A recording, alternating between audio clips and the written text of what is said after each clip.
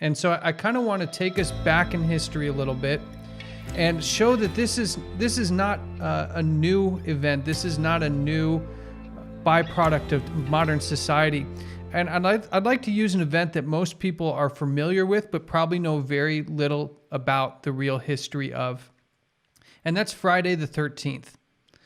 And this is a day known by most people as something that's very spooky or has some strange, negative, dark connotations to it.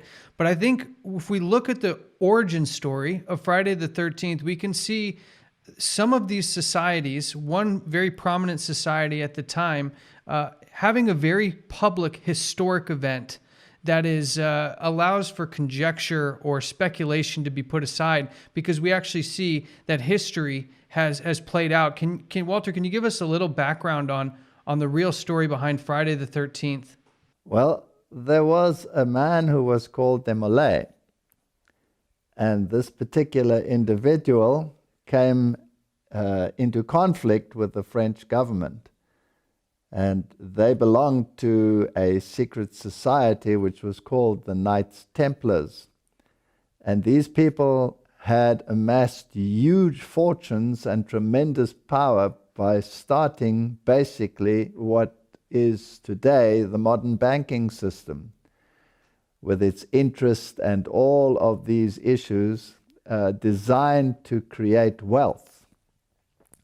And once this organization had succeeded in gaining power over the wealth of not only the nobility, but basically over the entire populace, including governments and kings and rulers, then it came to the point where this organization was demonized, rightly or wrongly, by the French government, and Demolay was sentenced to death. And this date on which these events took place became a very prominent feature in secret societies. And today, that day is, shall we say, celebrated, or shall we say remembered with regret by calling it a day of bad luck, depending from which side you are coming, whether you are coming from the light side or the dark side. And yes, Friday the 13th becomes sort of entrenched in the minds of people. It's interesting, if you get onto an aeroplane, there is no row 13.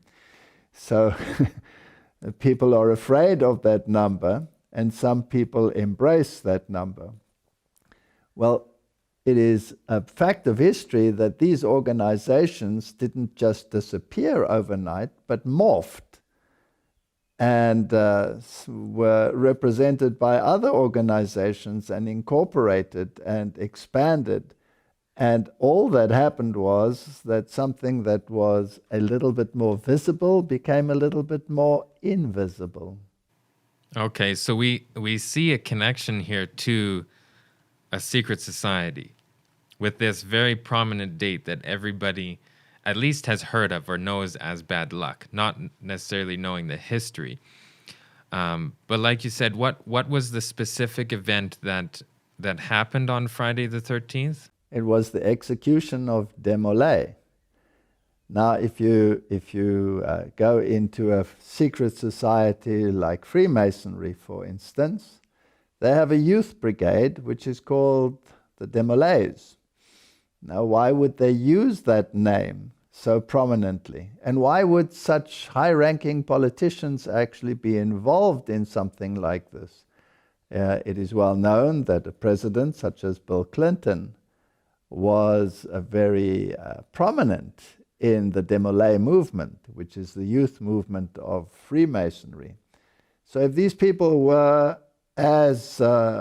had such negative connotations, then why do societies today still employ that name and run their youth brigades under that banner? Well, and obviously if they have that name and it's under that banner, then they know the history behind that date and that name as well. Absolutely, and this is how you follow the clues. It's like, it's like a quest game. A very, very tricky quest game.